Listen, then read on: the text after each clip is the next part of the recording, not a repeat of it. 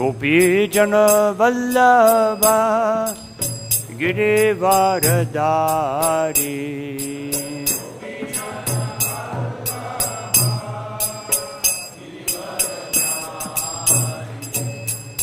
Gopijana Vallabha Girivaradhari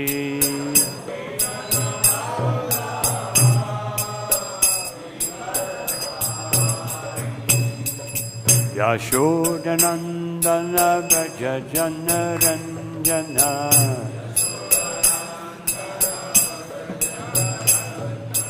Yashodanandana Braja Janaranjana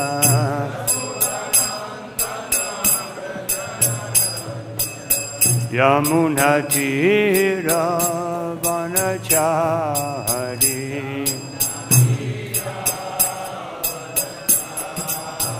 Yamunatira Vanachari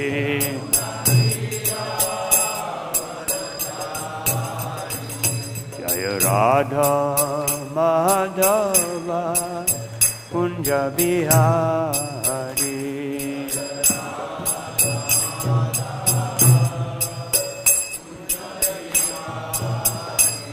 Jaya Radha Madhava Kunja Bihari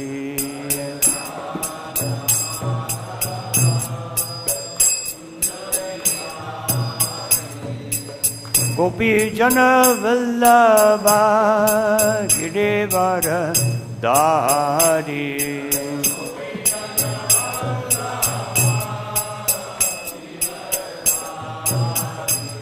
Jaya Gopijana Vallabha Girivaradhari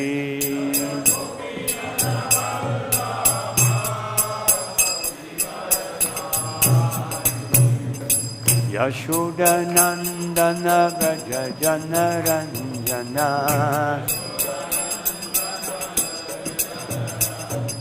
Yashodanandana Braja Janaranjana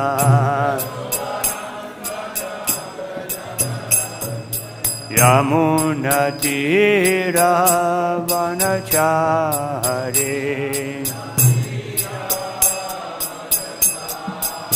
Yamunatira Vanachari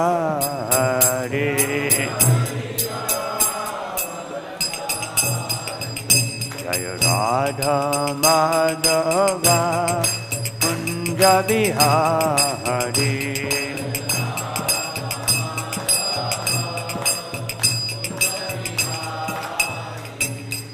Shri Krishna Chaitanya Prabhu Nityananda Shri Advaita Gadadhar Shiva Adi Gaura Bhakta-vrinda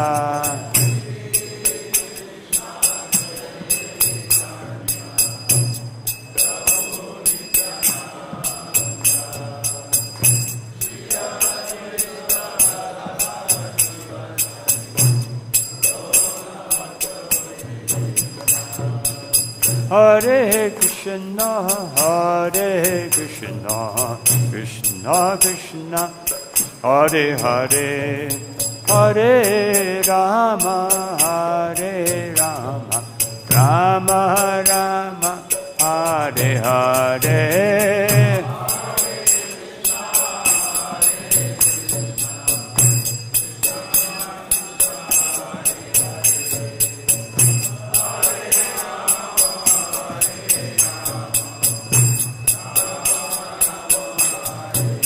Hare Krishna, Krishna Krishna, Hare Hare, Hare Rama, Rama Rama, Hare Hare.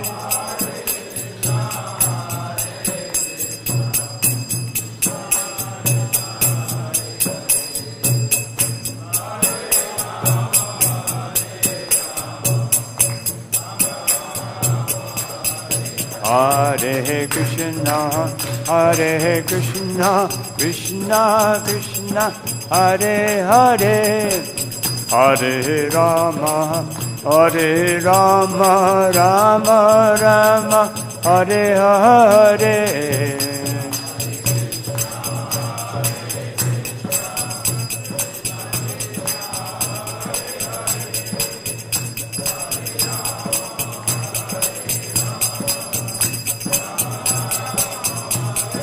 Hare Krishna, Hare Krishna, Krishna Krishna, Hare Hare, Hare Rama, Hare Rama, Rama Rama, Hare Hare.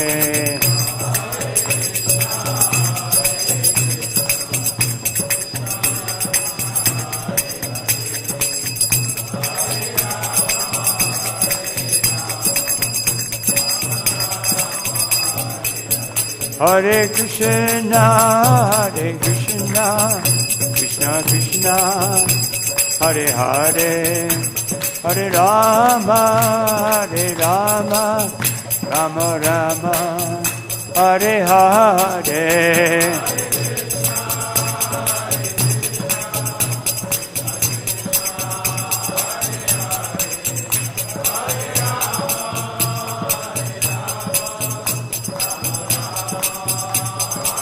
Nitai Gaura Haribo, Haribo, Haribo, Gaura Haribo.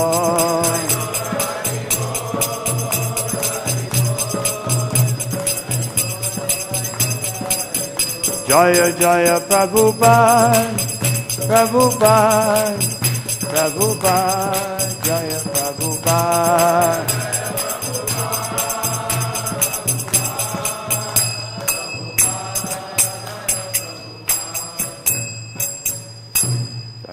Pada Paramahanta Paribhajagacharya Ashto Tarasha Shishimad Abhay Bhakti Vedanta Swami Maharaj Shri Prabhupada Ki Jai Nitalita Bhavishtam Vishnu Pada Ashto Tarasha Shishimad Shri Bhakti Siddhanta Saraswati Goswami Maharaj Thakur Prabhupada Ki Shri Garantaraj Srimad Bhagavatam Ki Jai Gaur Premanandi, glory to the Sama devotees, all glory to the Sama devotees, all glory to the Sama devotees, all glory to Shri Guru, Shri Gauranga.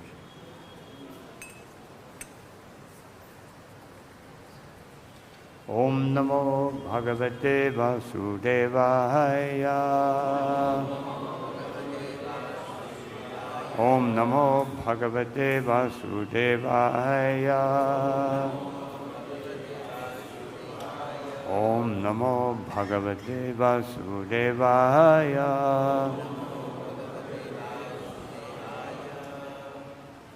Today, reading from Srimad Bhagavatam, 10th Canto, chapter 60, starting with text 7.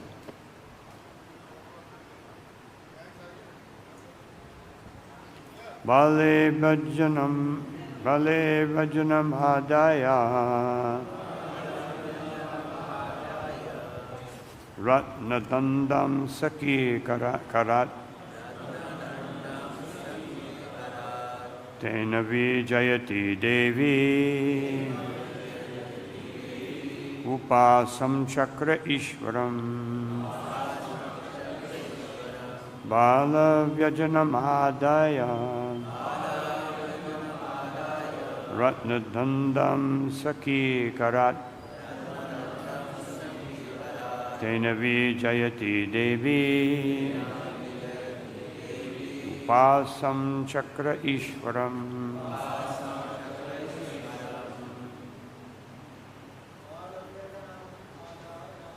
Vāla-vyajanam ādāya.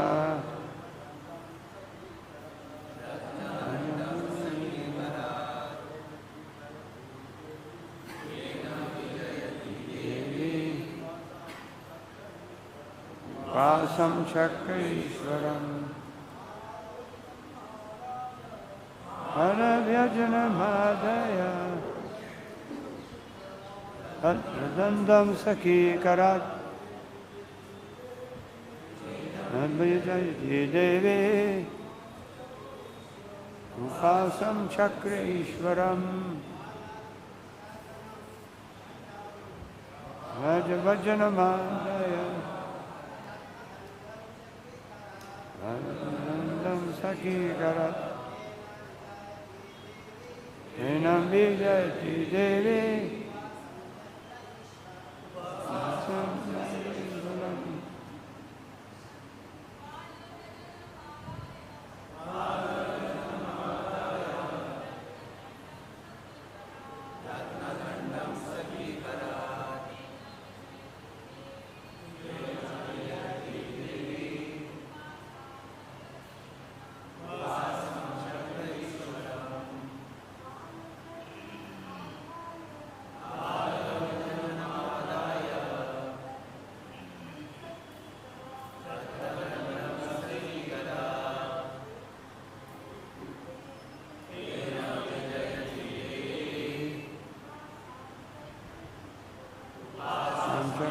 īśvaram.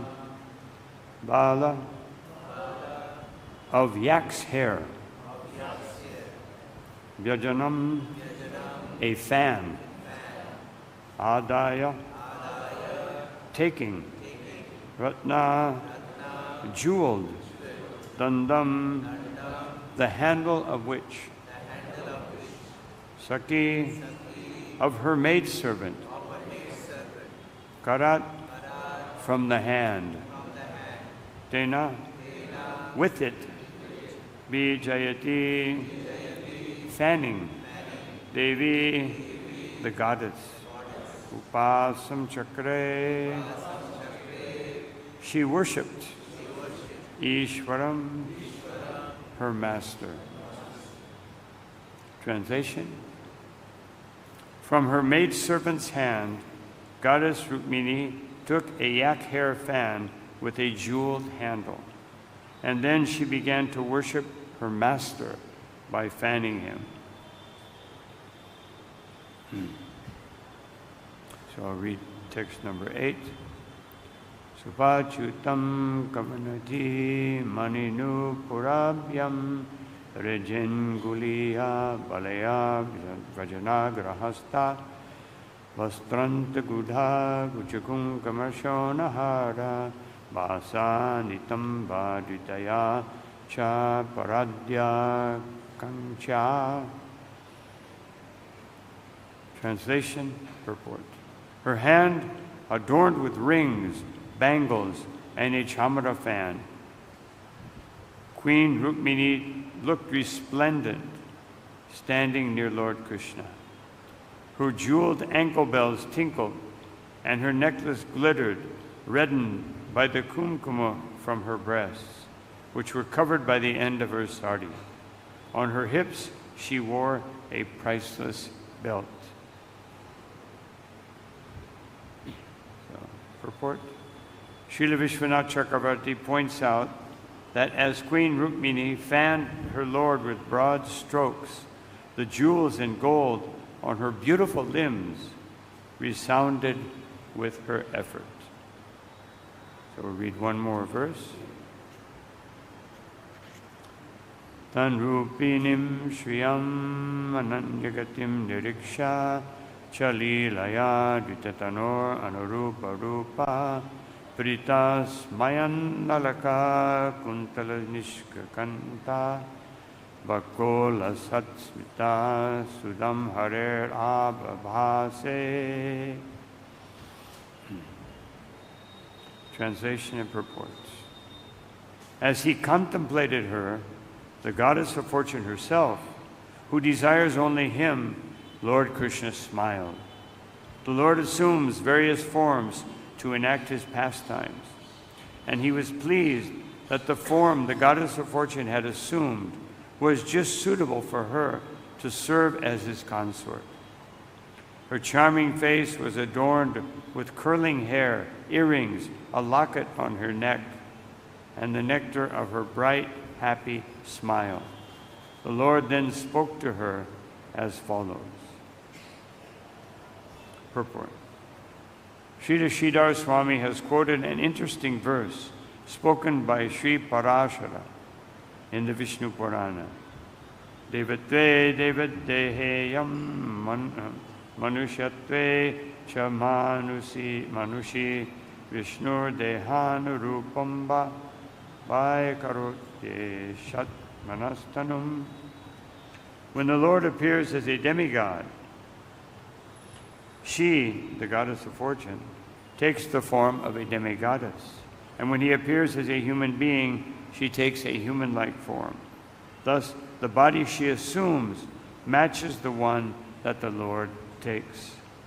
Srila Vishwanath Chakravarti adds that as the Lord is even more beautiful than the Lord of Vaikuntha, the Lord's consort, Rukmini Devi, is even more attractive than the goddess of fortune in the Vaikuntha world.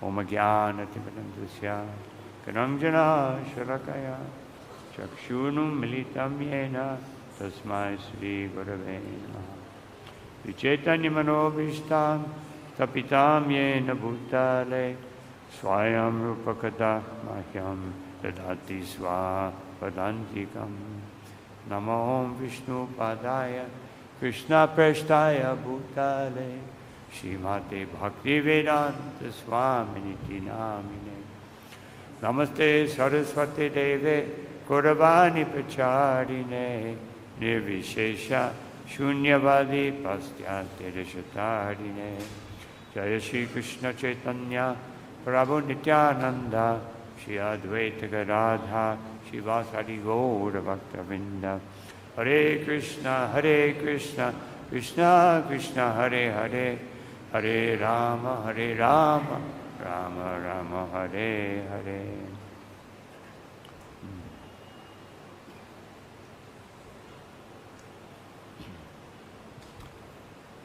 So going back to verse 7, and even referring a little bit to the previous verses, the verses 3 through 6, they describe the setting. Otherwise, the situation by which Rukmini has prepared for Krishna, and also Krishna's situation. He's dressed very nicely, and he's acting, as it says in verse 2, he's acting as īśvaram. And here in this verse, it says, in verse 7, upāsāṁ cakra īśvaram. She is worshiping her Lord. We would never see that in relation to Radharani or the Gopi. They would not think of Krishna as Ishvara. Although they may think Ishvara, the Lord of my sentiments, the Lord of my heart, but certainly not Ishvara as the Lord of this universe or the Lord, the Supreme Person. That would affect their madhurya rasa. That would diminish it. Just like when Mother Yashoda began to perceive Krishna's opulence, she saw within his mouth the whole universe, and then she saw him expanding that universe from himself. And she began to think philosophically, and Krishna didn't like that. Of course, Krishna caused it to happen to show us that what does Krishna want? He wants to be conquered by his devotees. Even though yat prayasho tais prayasho jita jitopyasya tais trilokyam. Even though, although Krishna cannot be controlled or in any way, natat cha vyadikashtrujishite. He has no second, he has no equal. But by his devotee, even though in the three worlds nobody can equal him, nobody can even come close, his devotees, he wants them to control him. This is Krishna, the beauty of Krishna. But when we try to control him, like in our case, conditioned souls trying to get Krishna to do something. In the spiritual world, devotees who are imbued with prema, they want to do something for Krishna. But the conditioned soul wants Krishna to do something for them. Of course,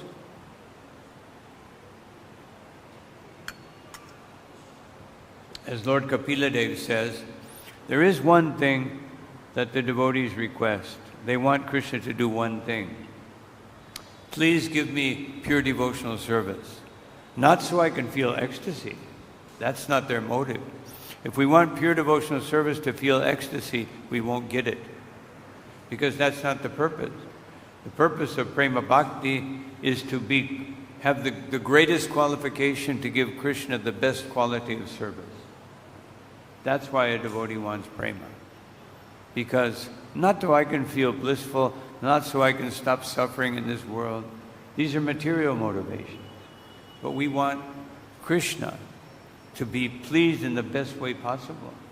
And therefore, just like Sudam Brahman, well, he wasn't really requesting it. He just wanted to see Krishna. Naturally, a devotee wants to see, if you have the opportunity, we want to see Krishna. We want to see every day, so many devotees are gathering anxiously to see the Lord in his Archa Vigraha. So beautiful. Like compliments always here to the pujaris, dressing them so beautifully. Krishna is Subhasa. He's the best dresser. But he allows his devotees to do that. And because they know he's the best dresser, they have to dress him very nicely. Like you see some like not so well kept temples, they just put a dhoti and a silk chadar, They want Krishna to be a renunciant. They're worshipping Rishabdev. They're in his form of Rishabdev, not in his form as Krishna, as Subhasa. So, but we do that. Srila Prabhupada taught us that. You want Krishna to have the best. We cut up his fruits like a little baby, because we see Krishna like that. And Krishna wants to be like that. He wants to be totally dependent upon us. And therefore he's very happy when he sees that we treat him in that way, doing everything possible for him. And this is Vrindavan. This is Vrindavan, and this is the mood of Vrindavan, which is always doing something personally for Krishna. That mood is, although it can manifest anywhere, it is especially prominent in Vrindavan. So here it says sakhī-karāt, that she took the fan from her maidservants. Sometimes we think, oh, fanning, I'm beyond that. I'm a philosophical devotee, or but this opportunity to fan Krishna, because he's my īśvara, he's everything. So, in the previous verse, there are two ornaments. There are many ornaments, but two classes of ornaments.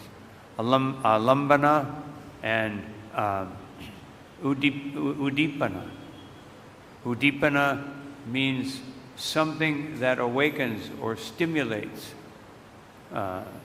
the situation, whatever our situation of service is. That is Uddipana. And Alambana means that Krishna, he reciprocates. When we do something nice for him, he reciprocates.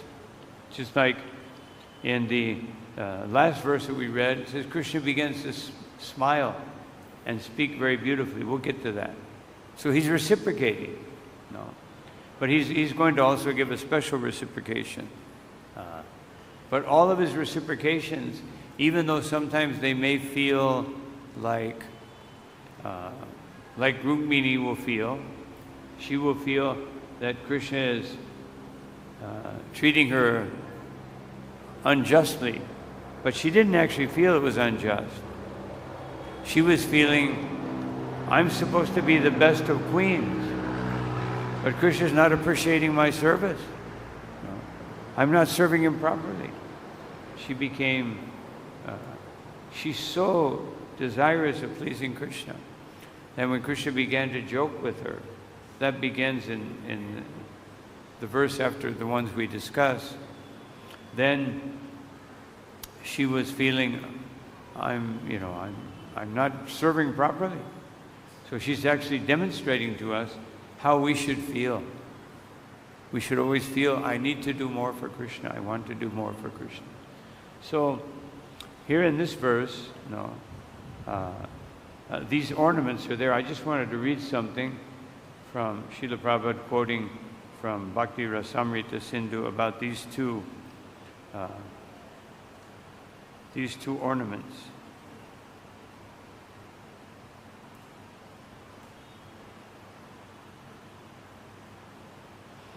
So this is from his purport to 2 Madhya Lila 23, text 50.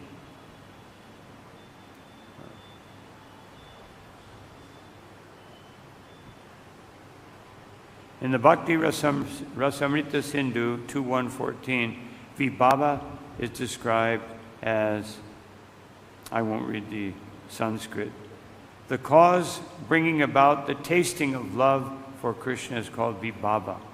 Vibhava is divided into 2 categories, Alambana, support, and Uddipana, awakening. In Agni Purana, it is stated, that which causes love for Krishna to appear is called Vibhava. And it has 2 divisions, Alambana, in which love appears, and Uddipana, by which love appears. So here's the difference. In which love appears means in Krishna. In seeing Krishna is beauty. That is the Alambana. And then the Uddipana is what I'm offering so that Krishna will be pleased. And then here's another quote from Bhakti Rasamrita Sindhu 2.1.16. The following is stated about Alambana. The object of love is Krishna, and the container of that love is the devotee of Krishna. That's a beautiful note. The object is Krishna, and the container. So that means the devotee is more fortunate than Krishna, because he's the container. He has more. Why does he have more? Because Krishna can give more to the devotee than the devotee can give to him. And therefore to be a devotee is, the Mayavadis want to be Krishna, but the devotees get so much more by being his devotee. Similarly, Uddipana is described as follows by Rupa Goswami. Those things which awaken ecstatic love are called Uddipana. Mainly this awakening is made possible by the qualities and activities of Krishna, as well as by his mode of decoration and the way his hair is arranged. So the beauty of Krishna is the main Uddipana. And is there one more? Oh, here, yeah, one more. Krishna's smile, the fragrance of his transcendental body, his flute, bugle, ankle bells, and conch shells, the marks on his feet, the place of his residence, his favorite plant, tulasi, his devotees, and the observance of fasts and vows connected to his devotion, all awaken symptoms of ecstatic love. So very important here, tulasi. Why is tulasi so important? She awakens a love for Krishna. Why? And the devotees, why is it important to associate with the devotees? Because they awaken love for Krishna. In Skanda Purana it says, out of 6 items, one thing you should do is be very happy to see a devotee. You should be very happy. Even if you don't agree with them. Even if you don't like them. Meaning because they have certain habits that are not so wonderful. You still feel happy. Why? Manasidrita, as Rupa Goswami says, because they're chanting the holy name. In your mind, you must respect them. You must feel happy to see a devotee.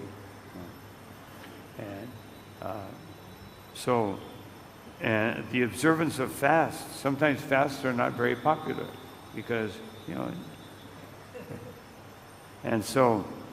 but it awakens love for Krishna. Of course, not just fasting for dietary purposes, but fasting. Why do we fast? So I have more time to chant and hear. I have more time to perform service. Otherwise, a fast is a botheration. But when you fast because you want to do more for Krishna, then it is blissful. And connected to his devotion, Srila Prabhupada puts things so wonderfully. To be connected to his devotion. So, These are the Uddipanas. Now Krishna doesn't, although sometimes he arranges Uddipanas, he doesn't have to do that to awaken the love of his devotee. They just, by thinking about being with Krishna, just like the wives of the Brahmins, they never saw Krishna, but they were already so absorbed in ecstatic love for Krishna. When they heard that Krishna and Balaram were nearby, they ran, which shows us, and Krishna in that whole pastime, he tells the wives of the Brahmins, don't try to be with me, better to hear and chant about me. This is more intense. This is Vipalamba. This is entering into my association by hearing and chanting about me. This is the most beautiful, wonderful sentiment. So, this is the awakening of love for Krishna. Awakening, this Uddipana doesn't always even pertain to just awakening a love for Krishna, but any state of becoming more aware of Krishna. Just like in Bhagavad Gita, Nisha sarvabhutanam tasyam jagrati samyami, that in a devotee awakens, his daytime is awakening in serving Krishna. And for the living entities, that is nighttime. When you talk about anything, you talk about them, they're very awake. But if you talk about God, then, want to change the subject. No. Materialistic people. So even the basic awakening is Uddipana. And then, in the second canto of the Srimad Bhagavatam, which is quoted also in Bhagavad Gita, I think it's the second canto, 4th chapter, text number 20, famous verse that Srila Prabhupada quotes in Bhagavad Gita 3:10. It says, Diyam patim, that Krishna, he's so many patis, Dharapati, Shriyapati, he's the Lord of every opulence. And one of those opulences is Diyambati. And Srila Prabhupada says that this Diyambati means Diya means enlightenment or knowledge. So the awakening of enlightenment or knowledge in the heart of a devotee brings one to the platform of devotional service. But this is not ordinary knowledge. This is knowledge of Krishna. The knowledge of Krishna, where does it come from? Vasudeve Bhagavati Bhakti Yoga Chitaha Janayat Yasyu Vairagyam Jnanam Chayad Ahaitukam. Ahaitukam. This knowledge is not book knowledge, although we have books. But if you read these books as a book, then it will be mechanical. But if you see that here is Srila Prabhupada revealing the Srimad Bhagavatam, here is Prabhupada revealing Bhagavad Gita, or some other Vaishnava, they're revealing something about Krishna, then that revelation becomes very, very deep. It enters into our heart. Vishtakarna Randrena Swanam Bhavam Saroruham, that when one is actually hearing about Krishna, that hearing enters into the ear and penetrates to the heart, opens up the heart as a lotus flower, like a lotus flower. And Krishna is sitting there, waiting for us, cleansing away. Otherwise, we're supposed to cleanse our heart for Krishna. Srila Prabhupada quotes that in the cleansing of the Gundicha temple, Shinvatam Swakata Krishna Punya Shravana Kirtanam. It means, just like cleaning the Gundicha temple, we're cleaning our heart. But Krishna is so merciful. When we hear about him, he goes into the heart and cleanses it. In what way? Chetodarpanamarjanam bhava mahadagirnivaka. In the form of the holy name, Krishna. No, that's Krishna. We shouldn't think that it's some method by which I can cleanse my heart so I can feel better. We can understand Krishna is so merciful. Therefore, let me chant the holy name in such a way that I will reciprocate with Krishna, because he is kindly entering into my heart and sweeping away all the unnecessary things, all the dust accumulated. We shouldn't think this is the method, this is the mechanism by which I can have a better heart. We think, how merciful is Krishna? Therefore, how much should I reciprocate with him? No, when I chant the holy name, when I chant in kirtan, especially when I chant japa, I have to keep focused, because this is Krishna. No. And so, anyway, so the process of hearing is so wonderful, so important. So going back, going to text number 8, well, I wanted to mention that, so, I'm sorry, I got carried away on a tangent there. So Rukmini feels like she needs Uddipanas to attract Krishna. Because a devotee thinks, even a devotee like Rukmini, I'm just an insignificant queen. Here is my Lord and Master. Let me arrange everything so beautifully, and flowers and incense and wonderful, everything so beautifully arranged. And the only reason I have maidservants is because I want it to be better. Otherwise, having more help, I can make it more wonderful for Krishna. It mentions that there were apartments upstairs. Now, this is something very important in this verse, verse number 8. No, because it says she was fanning Krishna in a meditation. And that meditation became so strong that she started feeling intimacy with Krishna. There was already, because of the mention in previous verse, there was already a desire for intimacy. Therefore, there are apartments upstairs. That means if Krishna is very merciful to me, he will take me to an apartment alone, away from the maidservant.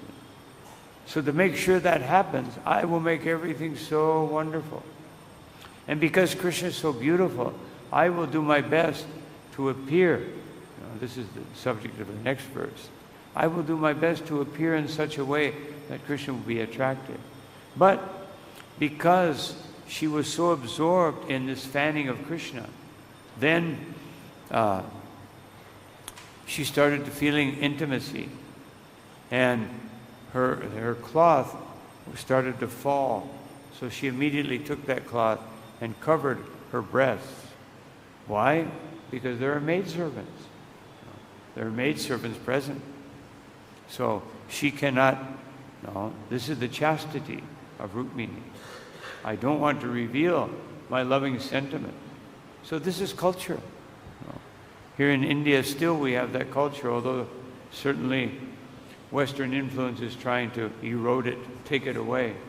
Let the women all expose themselves more and more. And they think this is because they're absorbed in the body. Well, you can't blame them. The body is everything. Of course, sometimes we think like that too. But we have constant reminders, which is why we're here hearing the Bhagavatam. And especially Bhagavad Gita. We're understanding that I don't want these sentiments. So she was fanning.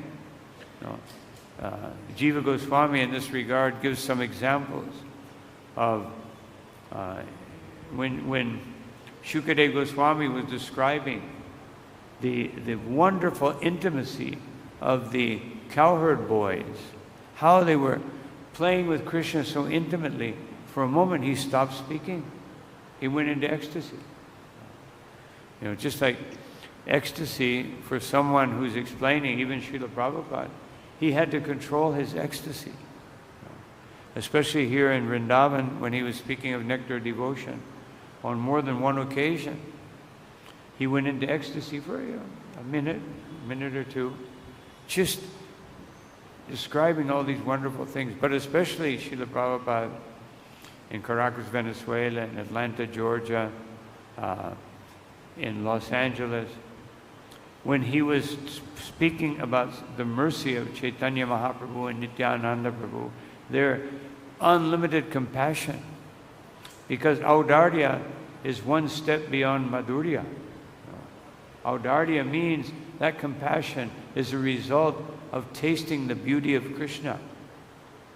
Therefore, Chaitanya Mahaprabhu said, Vaishnava, Seva, Nami Ruchi, and Jivedoya.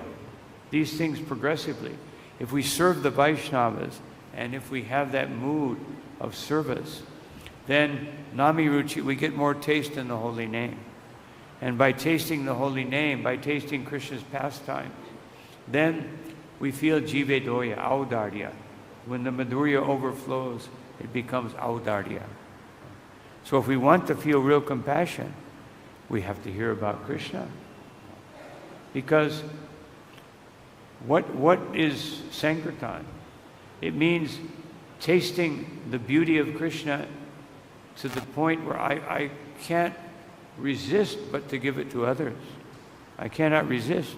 It's interesting that Srila Prabhupada, in the 12th chapter of Madhya Lila, he described there are 5 weeds that invade the heart and keep Krishna consciousness from growing, keep the bhakti lata from growing. And one of them is jiva himsa, violence toward the living entity. And Srila Prabhupada defines it there. Jiva himsa means if you have the opportunity to speak or to give someone Krishna consciousness and you don't do it, this is jiva himsa. Prabhupada, there's other types of jiva himsa, but Prabhupada sees this as the most serious violence that you can do. You have this opportunity. How often do people get an opportunity to hear about, to come in contact with Krishna when they're absorbed in the modes of nature, covered by tamagun and rajagun, and every once in a while a little glimmer of sattva. And they get this opportunity, and I'm too busy. I'm too busy. Or I don't want to, bother myself by taking the time. Or someone comes to the temple, and I'm trying to chant. This person, you can see they're coming for the first time. They don't know what's going on. If I don't take that opportunity, then it's jiva himsa, and it will affect my bhakti. So we have to be very careful about these things. So Shukadev, he stopped. We know that Vidura, he was so absorbed in ecstasy that he was giving Krishna the banana peels and throwing away the bananas. And so many examples. Also, Mukunda, Lord Chaitanya's intimate associate, he was fanning the Nawab. He's a Muslim king. He's fanning him. But when he saw the peacock feather on the fan, he went into ecstasy, stopped fanning. And the other Muslim guard, they said, what are you doing? Fan the king. But the king said, stop. The king, because he knew something about bhakti. He could see this is a real devotee. He's absorbed in love for Krishna. Just by seeing this peacock fan, he's absorbed in love for Krishna. That's that's the state we want to attain. That we see anything, we see Krishna tadiya, we see anything that belongs to Krishna. And that means, because everything, sarvaloka maheshwaram, that means a devotee is always seeing Krishna. A real devotee, a prema bhakta, he or she will, it's very difficult to not go into ecstasy because everything belongs to Krishna. You're seeing Krishna everywhere. This is prema bhakti. There's nothing else. Even when you see materialistic people doing what they're doing, we see that perfection of their materialistic activity is coming from Krishna. They're so expert. Therefore, the Uttamadhikari doesn't want to disturb them because they're being empowered by Krishna to do whatever they're doing.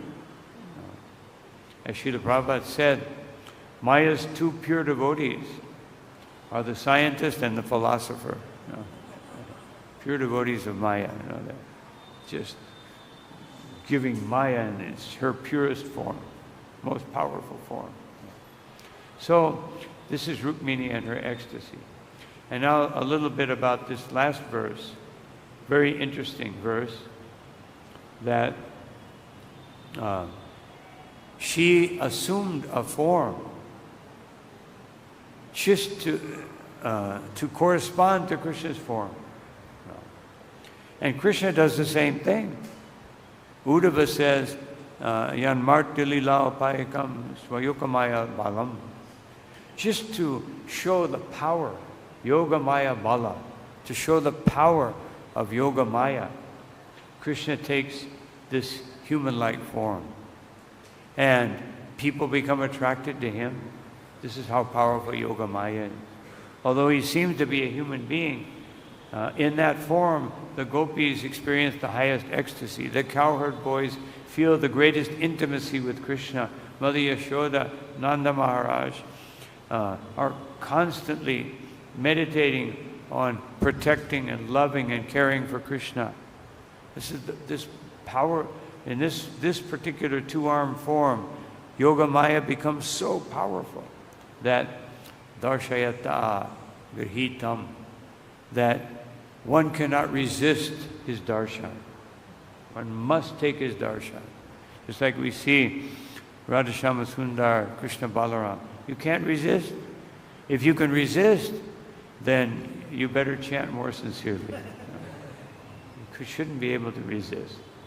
So this, it's so powerful. This Yoga Maya is so powerful that Visvaparam swasya cha. Even the Lord of Vaikuntha, even Mahavishnu, they're hankering to see this form. They're Krishna. No. But Krishna wants to see Krishna. And of course, that even becomes more powerful in Jagannath. He's Krishna himself in a two-armed form, but he's in the Dwarka, Leela. He wants to see himself in this Vrindavan Leela, in this most beautiful. Even though he has a two-armed form, although sometimes he manifests four arms, but he has a two-armed form. But when he thinks of the two-armed form playing the flute, because he has no flute, just like when he became ecstatic in Dwarka, because Narada Muni was speaking pastimes of Krishna. He became so ecstatic, he went into his Vrindavan mood, and then he said, "Where's my flute? No. Who took my flute? Has Radharani tricked me again and taken my flute?" No. He was thinking like this. Who's taken my flute? So, Jagannath, this Yoga Maya is so powerful, even the Lord himself, Subhagharadhe, those who are the greatest opulent ones, even the demigods, they're muyante yasuraya. Sometimes they're bewildered by his external energy, and sometimes they're bewildered by his internal energy. And his Yoga Maya is so powerful that param bhushanam bhushanangam, even his ornaments become ecstatic by the power of Yoga Maya. They become more beautiful. They're beautified by Krishna. So powerful. The jewels on his chest, just by the beauty of Krishna, they become more effulgent. His earrings go into ecstasy, as we hear in Damodar Leela, and they start swinging to and fro in ecstasy and kissing his cheeks. And the gopis become, when they see these earrings touching Krishna's cheeks and the flute touching Krishna's lips, they become transcendently envious. What have these earrings done? What has this flute done? They're both males. How did they get this privilege? We're females who can give Krishna so much more pleasure. And every once in a while, we can kiss his cheek, or what to speak of kissing his lips. But this flute, what kind of bamboos did they descend from? Who are these bamboos who had these children who are so qualified that they're touching Krishna? This is their meditation. This is remembering Krishna. Just like Bhaktivinoda Thakur says, that remembering Krishna has 5 stages. First smarana. You occasionally remember Krishna. We may be on that stage, at least me. Occasionally, people drag me to the temple and a little bit remember Krishna. And then dharana. We see Krishna as the most attractive object over other objects. Then dhyanam. Dhyanam, we meditate on Krishna. We learn how to meditate. We meditate on Krishna, especially in the form of His holy name. And then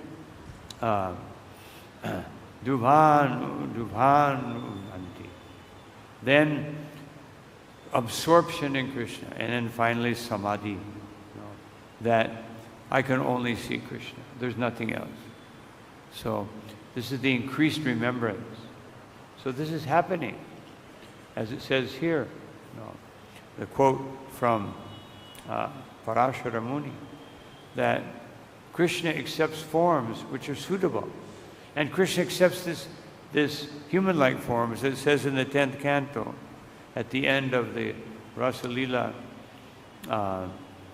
that anugaraya bhaktanam, devotees who are very fortunate to receive the bhakti, the devotional service, manusham deham astitaha.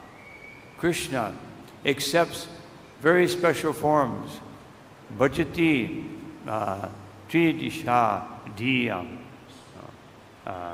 Krishna accepts these extraordinarily beautiful forms. Ya shutva tatparo bhavet. Just to awaken the beautiful feelings and love for Krishna, He takes these forms. So this awakening process is what we're doing. The famous verse from Chaitanya Charitamrita. What's that verse?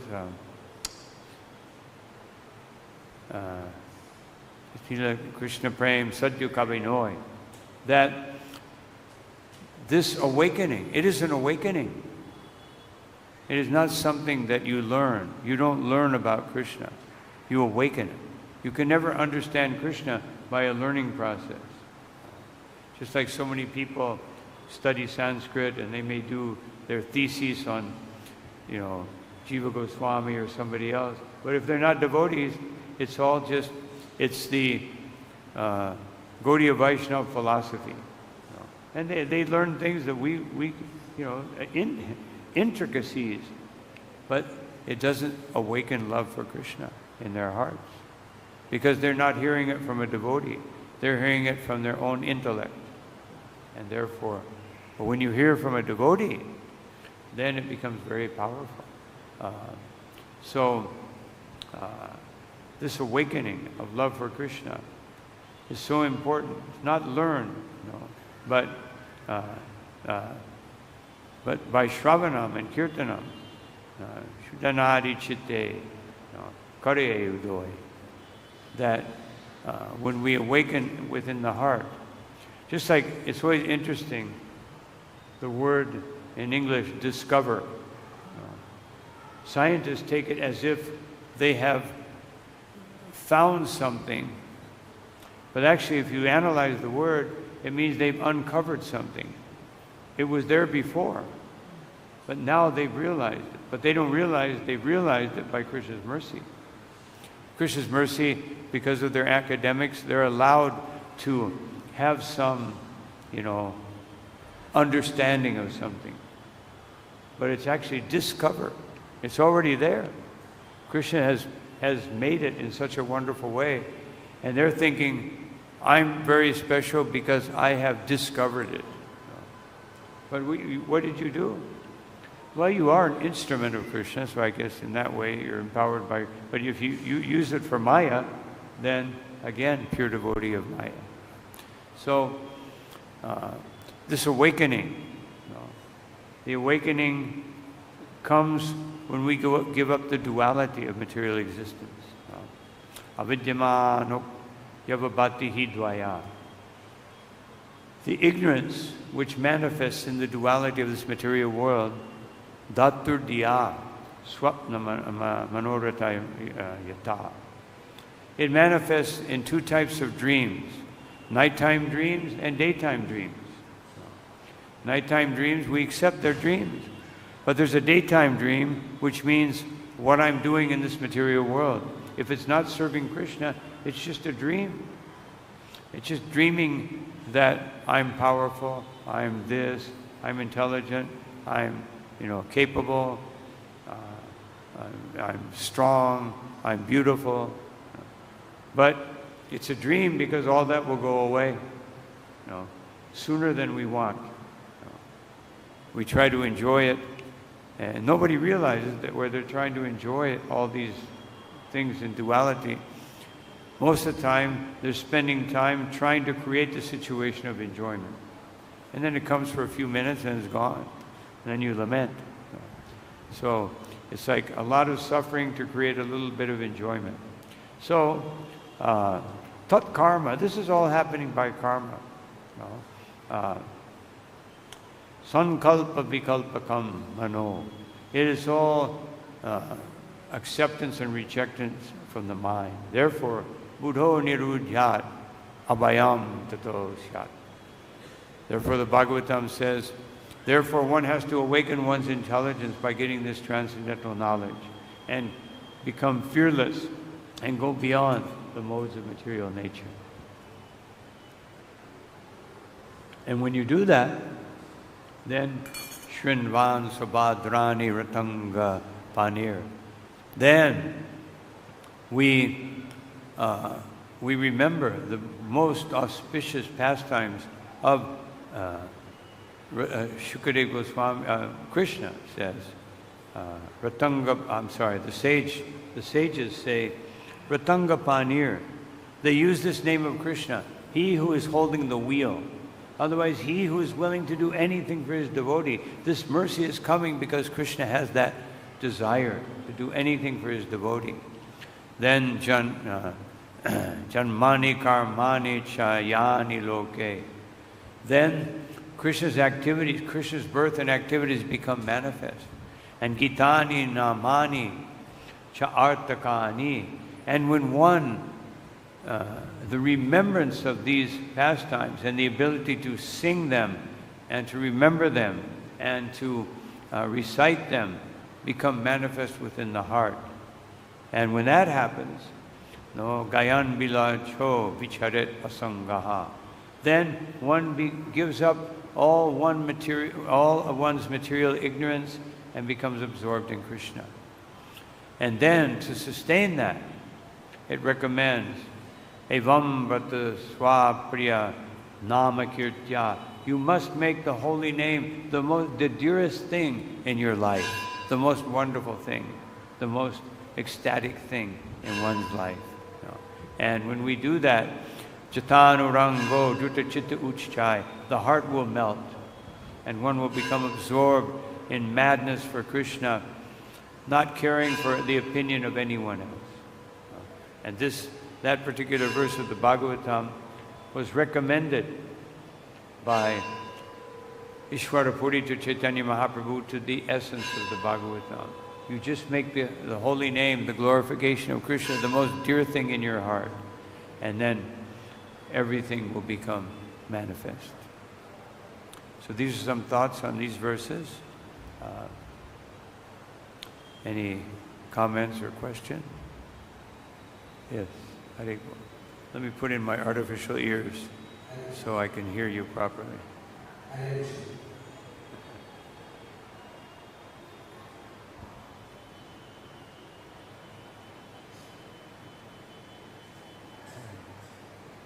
Okay.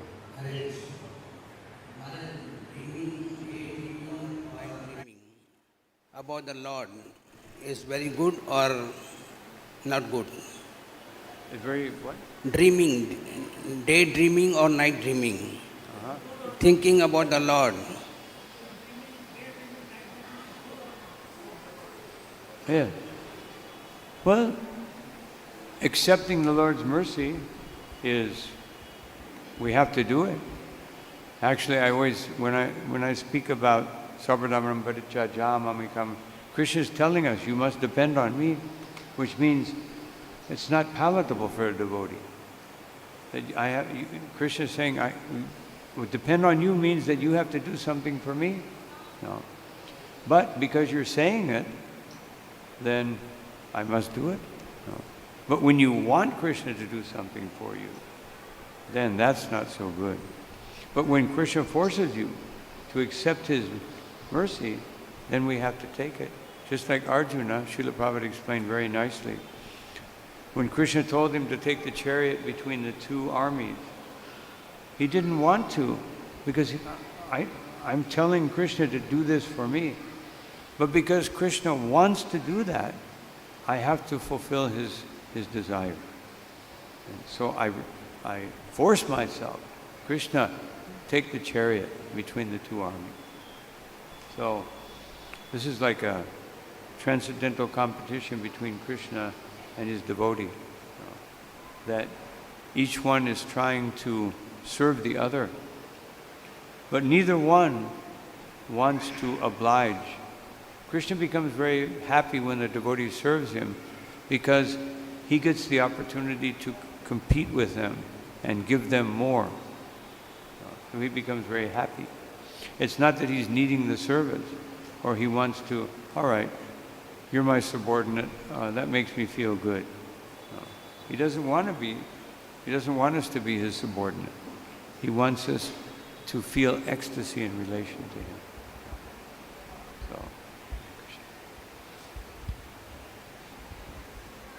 So. Hare Krishna Maharaji. My question was, what really nourishes one's faith so one can go beyond the intellectual platform to develop feelings for Krishna? Go beyond the intellectual platform. Yes. Yeah. We have to do that. No? But you said your question was, so that means it's already gone. No. You said my question was, so that means it's not there anymore. So anyway, the intellect is very dangerous. The intellect has a tendency toward the mode of goodness. And Krishna says in Bhagavad Gita, the mode of goodness is a good platform, mad bhaktir labhate param, to be able to enter into devotional service. But you can get stuck there because you feel good, you have knowledge, and you may feel superior to others. That's the danger of the intellect, that you start feeling more capable, I'm more intelligent, I'm superior. So therefore the intellect, and when we try to understand Krishna intellectually, because the intellect has limits, and therefore you can only understand Krishna theoretically. You can't get the feeling in the heart through the intellect. But it's better to understand him intellectually than not understand him. And it's better to understand him mentally, meaning with sentiments, which may not be pure devotional sentiment, than to not. And it's even better to just mechanically control one's senses to try to serve Krishna than not to serve him. But better to go beyond those three platforms. Just like the Brahma Gayatri, it says that in the beginning. Go beyond these three platforms, physical, mental, intellectual, and come to the platform of the soul, and then you can understand the Supreme Personality of Godhead. So the Gayatri takes us beyond those three. But if we understand the Gayatri intellectually, let me read a book about the Gayatri. Okay, it isn't. No. You have to feel it. You have to. And how do we feel these things? We feel these things by following Chastity. That's why Lord Chaitanya condensed the whole behavioral pattern of a Vaishnava into these 8 verses. The first 5 would actually situate us in the perfection of Sambandha Gyan. When I can actually stita dhuli, kripaya tava pada pankaja. At Krishna's lotus feet, I can be an insignificant atom. And this is why these Uddipanas are necessary. Devotee, we have our Uddipanas, we have our japa to increase our chanting by the sense of touch and the mercy of Tulsi Devi. And so all these things take us to the platform of Krishna. But beware of the intellect. So I think maybe one more question, a comment.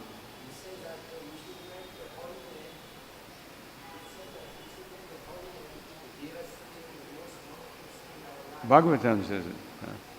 I'm just repeating. I haven't understood that yet, but I'm repeating what the Bhagavatam says.